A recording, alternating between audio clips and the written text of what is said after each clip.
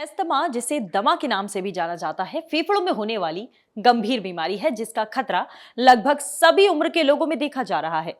Asthma के आंकड़ों पे अगर नजर डालें तो पता चलता है कि दुनिया भर में इससे होने वाली 46% मौतें अकेले भारत में रिपोर्ट की जाती हैं।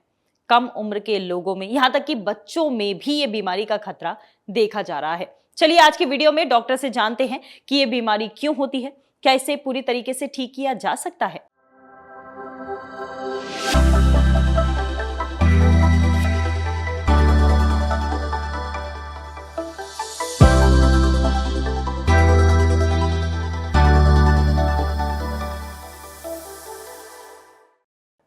सबसे पहले सुनिए कि एस्थमा की बीमारी होती क्या है। ये लंग्स है, इसमें क्या होता है, ये नॉर्मल जो है, जो पिंक पोर्शन है, इसको हम पैरेन्काइमा बोलते हैं। ये बिल्कुल नॉर्मल होता है, राइट। जो ये हवा वाली नली होती है, ये जो व्हाइट वाले पोर्शन आप देख रहे हैं, जो ब्रोंक्यूल्स होते हैं, इसके नीचे जो पतली नली होती है, ये हमारा एक एलर्जिक कंपोनेंट होता है। तो इसमें हमारे जेनेटिक फैक्टर्स बहुत इंपॉर्टेंट होते हैं। मतलब एक हेरिडिटी टाइप्स होता है जो फैमिली में रन कर सकता है, राइट, नंबर 1। फिर कुछ ट्रिगर्स होते हैं, environmental triggers like the seasonal change etcetera, जो कि मैं आगे बताना चाहूंगी। तो होता क्या है, बेसिकली बाय डिफॉल्ट, जैसे नॉर्मल, जैसे आपकी एक विड्थ जो है एक ब्रोंक्यूल की होती है, वो नैरो हो जाता है, जिसको हम ब्रोंकोस्पाज्म बोल जाते हैं। इस ब्रोंकोस्पाज्म की वजह से पेशेंट को सिम्टम्स होते हैं। तो जो एक दमा का मरीज होता है, उसको एस्थमा का मरीज होता है, तो उसको क्या सिम्टम्स होंगे? तो ऐसा होता है कि वो जो उसका जो ये रेस्ट्रिक्टेड जो नैरो पार्ट होता है, वो तो इसको टैकल कर लेता है, मतलब उसको ऐसे राउंड द एयर सिम्टम्स नहीं हो सकते। बट जब भी सीजन चेंज होता है तो इसकी फर्दर नैरोइंग हो जाती है, ये और श्रिंक हो जाता है। जब वो श्रिंक हो जाएगा तो हमारे जो वेंटिलेशन है, जो normally it's like a good room without a proper ventilation, जो हमारा जो इनफ्लो आउटफ्लो है, जो लंग्स का जो ब्रीदिंग है, वो प्रॉब्लमेटिक हो जाता है, जिसकी वजह से क्या, पेशेंट को सांस फूलने लगता है, खांसी होती है, प्राइमरली ड्राई कफ जिसको बोलेंगे। तो ड्राई कफ, ब्रेथलेसनेस, सांस फूलना, और अगर हमने उसको इलाज नहीं किया तो ऑक्सीजन कम होना शुरू हो जाता है।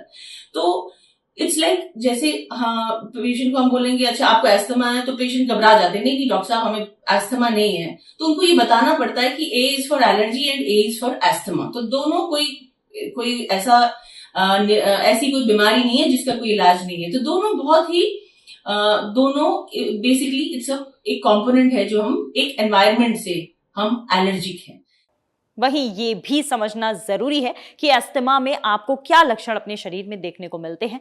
डॉक्टर से सुनिए। पेशेंट के जो सिम्टम्स हैं यूजुअली एग्रीवेट कैसे होते हैं। पेशेंट में भी बहुत अच्छा, मतलब जैसे समर्स होगा, बहुत ठीक ठाक पेशेंट होगा। जैसे पेशेंट का सीजन चेंज, क्लाइमेट चेंज होता है, जैसे समवेयर जो हम स्प्रिंग की बात करते हैं, मार्च अप्रैल की बात करते हैं, या हम दिवाली के टाइम की बात करते हैं, तो जब भी सीजन चेंज होता है तो ये जो नैरोइंग होती है ये फर्दर हो जाती है और पेशेंट को सिम्टम होने लगते हैं। तो खांसी होना, सांस फूलना, फिर बिकॉज एक एयरवे, एक एनाटमी, आपकी जो बनावट है उसमें प्रॉब्लम है, तो इन्फेक्शन भी हो जाते हैं। आपने देखा होगा, कुछ लोग कहते हैं मैडम घर में बाकियों को नहीं होता है लेकिन हमें इन्फेक्शन बहुत जल्दी होता है। तो उनको ये समझाना पड़ता है कि हाँ, कुछ लोग ये बोलते हैं मैडम हम दही खा लेते हैं, चावल खाते हैं तो उससे होता है। तो उनको ये भी समझाना पड़ता है कि प्रॉब्लम दही या चावल में नहीं है, प्रॉब्लम आपके अंदर है। तो आपको समझना है कि आप बाकियों से डिफरेंट है, आप में प्रॉब्लम है। तो उस प्रॉब्लम को जब तक हम पेशेंट को नहीं बताएंगे कि जो बनावट है उसमें प्रॉब्लम है, और उसको हम, एक तो डायग्नोसिस हो गया हमारा, दूसरा उसका ट्रीटमेंट भी है। तो उनको इससे ये एडवांटेज होगा कि दे विल नॉट बी, उनको ये फूलिंग नहीं रहेगी कि भाई मुझे इस चीज से हो रहा है, उस चीज से हो रहा है।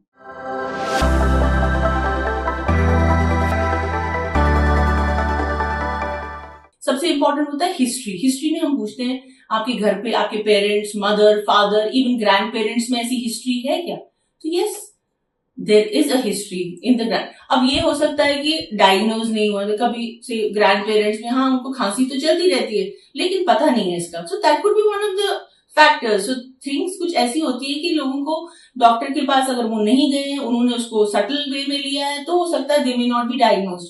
बट हाँ, जब हम प्रॉपर हिस्ट्री लेंगे तो उसमें हमें पता चलेगा कि यस, पेशेंट को है, एक फैमिली हिस्ट्री है, नंबर 1। नंबर 2, हम एग्जामिन करते हैं। एग्जामिनेशन जो बहुत इंपॉर्टेंट है, हमारा स्टेथोस्कोप है। स्टेथोस्कोप से हम पेशेंट में देखते हैं चेस्ट में देखते हैं, चेस्ट में क्या मिलता है हमें। इट्स लाइक बेसिकली जब नैरोइंग होती है, जब वहां पे सिकुड़न आती है, तो वहां पे जो एयर जब मूव करता है तो वो एक आवाज, जिसको हम नॉर्मली बोलते हैं सीटी बजना, ऐसा होता है, विस्लिंग साउंड बोलते हैं। एंड एग्जामिनेशन में हम उसको बोलते हैं रोंकाई और wheezing in a medical language बोलते हैं। तो हाँ, that is one of the diagnosis. अब हम बोलेंगे डॉक्टर साहब हमारा तो एक्सरे बिल्कुल ठीक है, तो एक्सरे ठीक ही आएगा, क्योंकि एक्सरे में हम ये चीज नहीं देखते। एक्सरे में हम बेसिकली लंग के पैरेन्काइमा, कोई निमोनिया तो नहीं है, वो देखते हैं, तो वो तो नॉर्मल ही आएगा। So we have to tell the patient कि जो आपकी चीज है, आप में प्रॉब्लम है, लेकिन ये प्रॉब्लम आपके एक्सरे में नहीं आएगी, एक्सरे आपका क्लियर होगा। तो ये भी उसको इम्पोर्टेंट समझाना है कि हाँ, माय इन्वेस्टिगेशन जो है इन फॉर्म ऑफ एक्सरे वो बिल्कुल ठीक है, और जो प्रॉब्लम है वो मेरे एयरवेज में है। तो एक टेस्ट होता है जिसको हम पल्मोनरी फंक्शन टेस्ट बोलते हैं। बट वो भी हमें याद रखना है कि पेशेंट आपके पास इमरजेंसी में ओपीडी में आ रहा है, सांस फूल रहा है, खांसी है, तो दैट इज वो टाइम नहीं है कि हम उसको डायग्नोस्टिक पर्पज में ले लें। उस टाइम हमें मेन होता है उसको ट्रीट करना। वो this is a secondary part, diagnostic. वो हमें वी शुड गिव, हमें उसको टाइम देना है 1-1.5 महीने का, जब हम उसमें एक पल्मोनरी फंक्शन टेस्ट कर सकते हैं, जहां पे हमें एक नैरोइंग का पता चले और हम उसको एक बता सकें यस है प्रॉब्लम और आपको इसको इलाज करना है।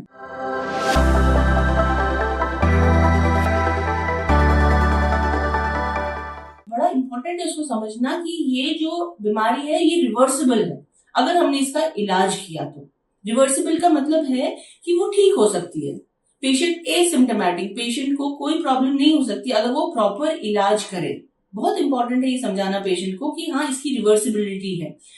तो रिवर्सिबल का मतलब क्या होता है, जो हमने ये बताया कि जो एयरवेज है जो नैरो हो गया है, ये खुल सकता है, ये नॉर्मल ओपन हो सकता है, और जो हमारा जो एयर फ्लो है वो बिल्कुल नॉर्मल हो सकता है। जब उसमें नैरोइंग ही नहीं रही तो उसके जो सिम्टम्स हैं, खांसी, सांस फूलना, बार बार इन्फेक्शन होना, वो सब टेक केयर हो जाता है। तो इसमें जो main stay of treatment is this inhaler. मैं पेशेंट्स को भी बोलती हूँ कि दिखने में ये थोड़ा सा बड़ा सा गैजेट लगता है, बट ये है नहीं, ठीक है। उनको ये भी बताना पड़ता है कि इसमें स्टीरॉयड होता है, पहले ही बताना पड़ता है कि हाँ स्टीरॉयड है, बट ये जो है स्टीरॉयड ये ब्लड में नहीं जाता है। कहाँ तक जाता है? ये आपके एयरवेज तक जाता है। जब ये एयरवेज तक जाता है, ब्लड में नहीं जाता है, इसका कोई साइड इफेक्ट नहीं है।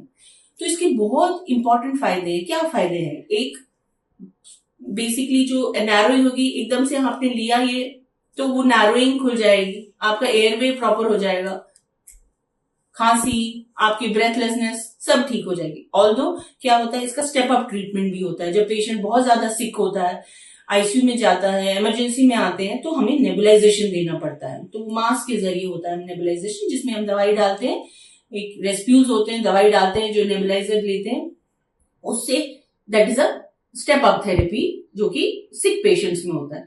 पर जो स्टेबल है, ओपीडीज में आते हैं आपके पास, उनको हम इनहेलर्स पे डालते हैं। तो ये इनहेलर होता है।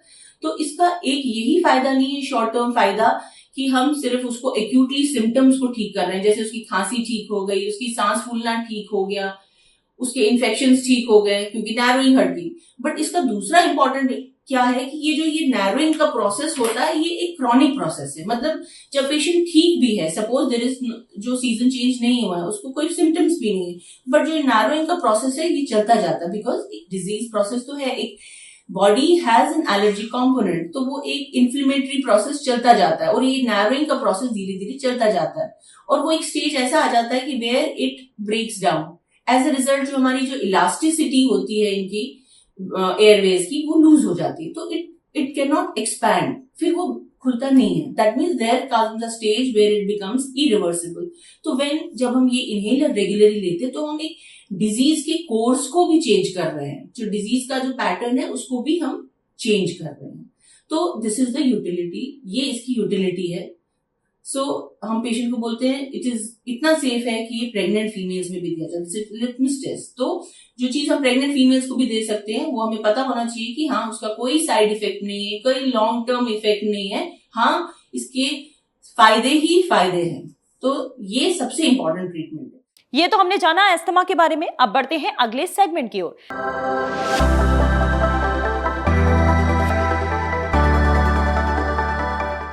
देखभाल में सुनिए कि क्या किडनी में स्टोन की समस्या होना जेनेटिक हो सकता है। डॉक्टर से सुनिए। जेनेटिक्स भी होते हैं, हमारे बॉडी का बायो ऑर्गेनिज्म जो माइक्रो बायोफ्लोरा होता है, डाइजेस्टिव सिस्टम होता है, उसके अकॉर्डिंगली इन सब का तालमेल रहता है। तो मतलब जेनेटिक्स एंड एपिजेनेटिक्स, मतलब हमारा कैसा जेनेटिक मेकअप है, किस तरह का डाइजेशन प्रोसेस है, कैसे एंजाइम्स हैं, उसको तो हम चेंज नहीं कर सकते, वो हमें आनुवांशिक रूप से मिले हैं। जो हम चेंज कर सकते हैं अपना डाइटरी लाइफस्टाइल पैटर्न और एक्सरसाइज, वॉक और ये सब चीज, और उतना ही रिस्पॉन्सिबल होता है इन सब चीजों का कंट्रोल करना जिससे कि आपको स्टोन ना बने। बहुत इंपॉर्टेंट होती है, जहां परिवार में स्टोन का रिस्क ज्यादा है वहां तो ये हेल्दी हैबिट्स को बना के रखना बहुत ही जरूरी है। वहां आपको स्टोन अर्ली ट्रीट होने चाहिए और सेफ ट्रीट होना चाहिए। ये थी हमारी आज की वीडियो। आपको कैसी लगी हमें कमेंट करके जरूर बताएं। हम आपसे मिलेंगे अगली वीडियो में। तब तक आप अपना और अपनों का ख्याल रखिए।